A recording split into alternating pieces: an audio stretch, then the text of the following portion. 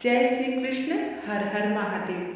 भगवान से प्रार्थना में क्या मांगे, भगवान से क्या मांगना चाहिए, यही निवेदन संसार से परे परमात्मा को मनाने के लिए हो तो वो प्रार्थना बन जाती है। सच्चे दिल से करो तो उसके दरबार में सुनवाई जरूर होती है। लोग अपनी कठिन मेहनत और दिमाग के बलबूते से काबिल तो बन जाते हैं, लेकिन कुछ मौके पर हमारी काबिलियत भी कुछ काम नहीं आ पाती। कुछ मौके ऐसे होते हैं जब कुछ चीज़ों पर हमारा जोर नहीं चलता। इसको बुरा दौर भी कहते हैं और इंसान की फितरत ही ऐसी है कि बुरे दौर में ही उसे ईश्वर की याद आती है। तब वह उनकी शरण में जाकर उनसे अपनी मनोकामना पूर्ति की प्रार्थना करने लगते हैं। आप एक बात जरूर मानेंगे कि ईश्वर भी सभी की प्रार्थना नहीं सुनते। अगर आप चाहते हैं कि आपकी पुकार भगवान तक पहुँचे तो आपको प्रार्थना करने के सही तरीके के बारे में पता होना चाहिए और उस पर अमल करना चाहिए। प्रार्थना का अर्थ अपने इष्ट देव से अपने दिल की बात कहना ही प्रार्थना है। इससे व्यक्ति अपनी मनोकामना पूर्ति का प्रयास करता है। वैसे तंत्र, मंत्र, ध्यान और जप भी प्रार्थना का ही एक रूप है। प्रार्थना छोटे स्तर पर काम करती है और प्रार्थना की वजह से प्रकृति में आपको अनुरूप बदलाव आते हैं। कोई प्रार्थना एक साथ कई लोग करें तो वह ज़्यादा प्रभावशाली होती है। इससे व्यापक स्तर पर बदलाव आता है। एक प्रार्थना करने पर प्रकृति में तेजी से बदलाव होता है। जैसा पूरा गांव मिलकर भगवान से बरसात की प्रार्थना करता है तो वो सुनी जाती है। भगवान से क्या मांगना चाहिए? हमको भगवान से कुछ नहीं मांगना चाहिए, क्योंकि भगवान को पता है कि आपको क्या चाहिए और आपके कर्मों के अनुसार क्या मिलना चाहिए।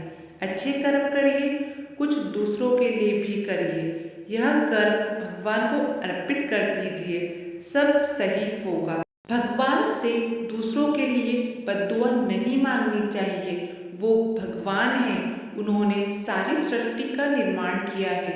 उनको सब पता है कि किस इंसान को क्या जरूरत है, और भगवान आपकी मांगी हुई चीज़ नहीं देगा, वो तो वही देगा जिसकी आपको सही में ज़रूरत है। इसलिए कभी भगवान से कुछ मत मांगो। निस्वार्थ भाव से उनसे प्रार्थना करो। जिस चीज़ की आपको ज़रूरत होगी वो आपको अपने आप जरूर मिल जाएगी। प्रार्थना में यदि आपने अपने लिए कुछ मांगा है तो स्वयं परमात्मा को मांगिए, लेकिन दूसरों के लिए सुख शांति की कामना कीजिए। इस तरह की गई पूजा निस्वार्थ प्रार्थना कहलाती है और फलित होती है। उसका पुण्य आपको मिलता है। कोशिश करें कि कभी कभार ईश्वर से किसी ऐसे इंसान के लिए भी कुछ मांगे जो आपसे जुड़ा नहीं है। इसका सीधा आपसे किसी प्रकार का लाभ या हानि का कोई संबंध ना हो। मन ही मन भगवान से क्या बात करें, क्या मांगे? हे मेरे प्रभु, मेरी इच्छा कभी पूर्ण ना हो, सदैव आपकी ही इच्छा पूर्ण हो, क्योंकि मेरे लिए क्या सही है ये मुझसे बेहतर आप जानते हैं।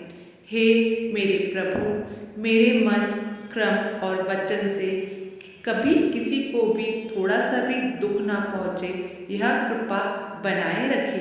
हे प्रभु, मैं कभी ना पाप करूं, ना होते देखूं, ना सुनूं और ना ही कभी किसी के पाप का बखान करूं।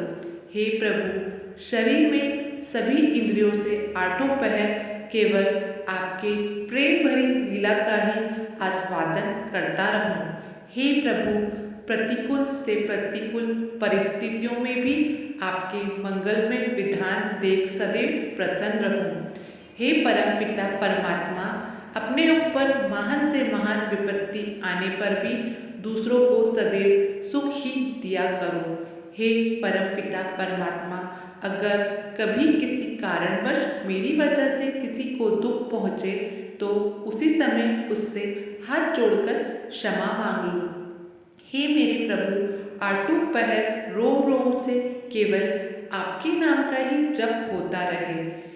हे प्रभु, मेरे आचरण में श्रीमद् भागवत और श्री रामचरितमानस के अनुकूल हो।